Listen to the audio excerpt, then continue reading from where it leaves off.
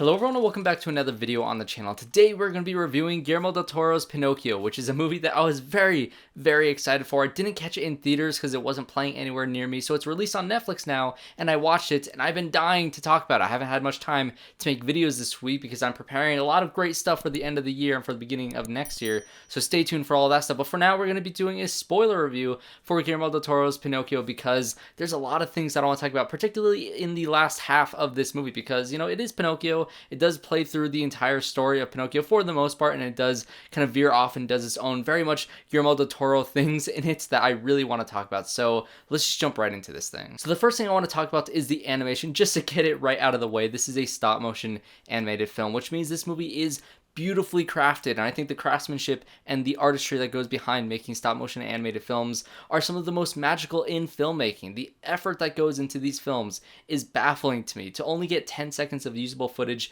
per day on a set is just insane to me, and so the amount of work that these filmmakers did behind the scenes for this film is something that truly be admired. And you know, with Guillermo del Toro being the director of this film and having his creature designs for for Death and for Sprite and for Pinocchio being like half like perfectly crafted and half kind of lazily crafted because Geppetto was drunk while making him, just the attention to detail in the sets and in the puppets and everything involved in this film when it comes to the designs and the stop motion animated things, and the fact that they have a lot of camera movements in there, which means they have to have a moving camera rig that can go frame by frame taking all these photos of the different sizes of these puppets is just truly amazing. I think the craftsmanship behind this movie is one of the best this entire year. I loved the animation in this film. And when you pair a great voice cast that this movie has with that animation, it's magic. Ewan McGregor as Sebastian J. Cricket is wonderful. He was my favorite character in the film. I really did love Gregory Mann as Pinocchio and David Bradley as Geppetto. I think their voice performances and their chemistry together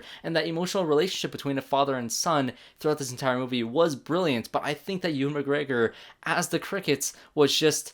oh, it was perfect. He was such a great character throughout this entire movie, and he goes through a little character arc of his own, and when it came to the end of the movie, when it comes to those emotional punches, which we'll get into in a second, that was heavily inspired from that character. I think he was by far my favorite character in the film. And I would really recommend the hand-carved cinema kind of behind-the-scenes featurette. It's about 30 minutes long after you watch this movie because it goes into the cast, it goes into the animators, the stop-motion artists, the craftsmanship that goes behind actually making all those puppets like I was talking about.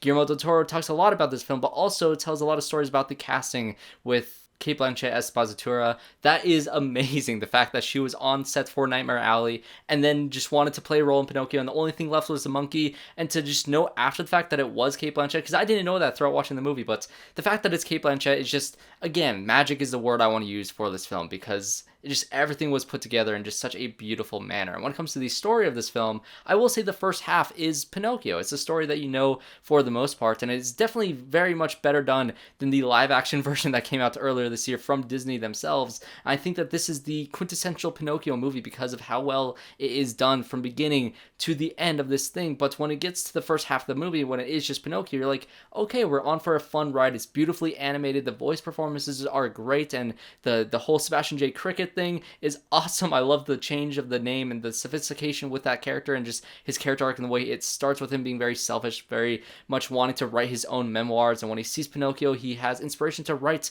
about a father and about a son and about a relationship that goes throughout this entire movie. But when you get to the midpoint and it kind of veers off into its own Guillermo del Toro thing when Pinocchio dies for the first time and he goes to death, and death is saying, like, every single time you die, you come here, and you have a certain amount of time on this hourglass, will get longer and longer and longer each time that you die. So essentially, you are immortal, but everybody around you will eventually die while you live on immortally. And so it presents this idea of life and death that is just so integral to this film, which is very unexpected for a movie like this, because of course, you know, it does have the death of the child at the beginning of the movie, and then, you know, Geppetto is very much grieving that, and he builds Pinocchio out of the tree that is grown at his gravesite, and so has all these beautiful pieces leading up to this. But I was not expecting to actually go to visit death and to have this very mature kind of explanation of life and death for a child, essentially, and it's very beautifully done. But then beyond that, you have Pinocchio going off to war essentially in this movie, because this movie does take place during World War I and the rise of Mussolini after World War I,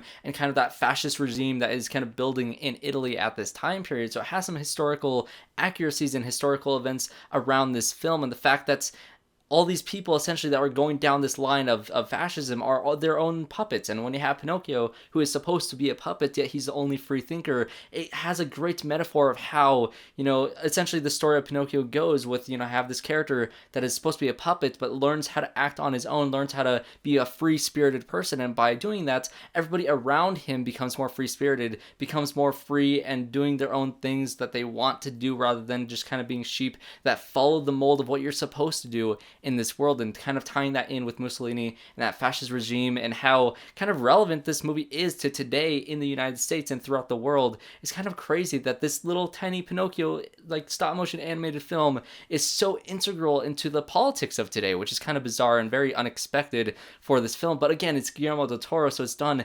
extremely well. And again, all these characters that are being influenced by Pinocchio's pure-hearted soul essentially is just wonderful. And then you kind of veer back into the Pinocchio side of things. You have Geppetto, and unfortunately Sebastian J. Cricket is also eaten by the giant whale creature but towards the end of this movie, and they're kind of in the whale for a while, and you're over, with Pinocchio going through Italy, going through all these different countries during the circus, dealing with the whole Mussolini thing, and so you don't really get to see Sebastian J. Cricket for a little while in this film. But once you get back to that, and you have Pinocchio also be eaten by the whale, along with the monkey character is now on the journey with them, and they're trying to escape this creature, and they finally get out of it, yet Pinocchio dies in the process of this, and in order to get back one last time, he has to give up his immortality essentially to be able to save Geppetto's life, which is just such a heartbreaking scene because Pinocchio is going to get out of this world of death, is going to be a real boy, but he's going to die trying to save Geppetto, and now he's just gone forever, and Pinocchio dies at the end of this movie, and Geppetto and everybody else are just heartbroken over it, and you have the sprites finally coming back, and Sebastian J. Cricket is just pleading for his one wish to be able to bring Pinocchio back to life in his mortal sense, and just everybody else dies around Pinocchio as he ages throughout the years, and it is a heartbreaking ending. It's one that you just have to see, because this is a spoiler review, so I'm assuming you have seen this movie, but if you haven't seen the movie, the emotional punch in the last 10 minutes of this film comes out of nowhere. It's one of those emotional punches that just sneaks up on you because you've dealt with this entire journey of this 2-hour long movie, and you're just kind of along for the ride for the first half of the movie. You're like, okay, this is Pinocchio, I'm having a great time. The animation is beautiful, the voice performances are great, you're getting to know the characters, you're beginning to like them so much, and you go through this very transformative and very deep story of life and death and Mussolini, and then it leads into just an emotional gut punch that just sneaks up on you that is just purely brilliant. And that is the brilliance of Guillermo del Toro. He is a master storyteller, and that's why he used this medium of stop motion and Pinocchio to just tell this grand story that is just so emotionally enveloping. That is one of the best cinematic experiences that I've had all year that I wish I saw in theaters, and that 30-minute featurette of the behind the scenes was just the cherry on top of this beautiful experience on Netflix right now. Something that I very clearly highly recommend for you guys to watch because it is such an experience to watch this film. It is my favorite Pinocchio movie. It's one of my favorite Guillermo del Toro movies, and I want him to keep on making some stop motion animated films because it's hard to get these films because they are expensive. They take a lot of time. But when you have an artist like Guillermo del Toro spearheading it, you have a great chance of films like this and this art form to stay alive and to stay as vibrant and as lively as it is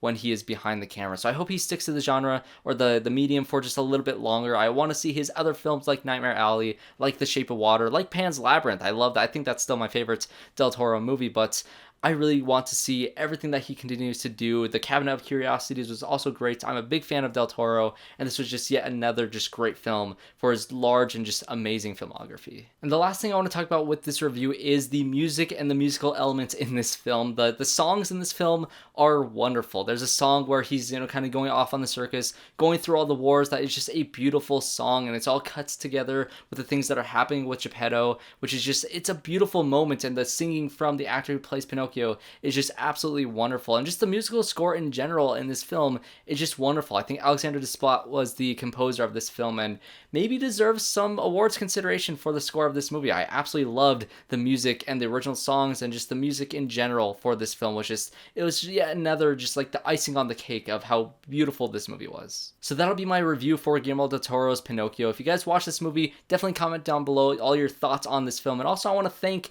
the audience that I've gotten over the past year because I've now have monetization on my channel. I've hit 1,000 subscribers. I hit my 4,000 hours of watch time, and I can now monetize my videos, which is a pretty cool kind of landmark that I've reached on my channel. So I want to thank you guys for all of that. Subscribe to the channel if you haven't already. Leave a like, comment down below, do all of those things, and I hope to see you all in my next one.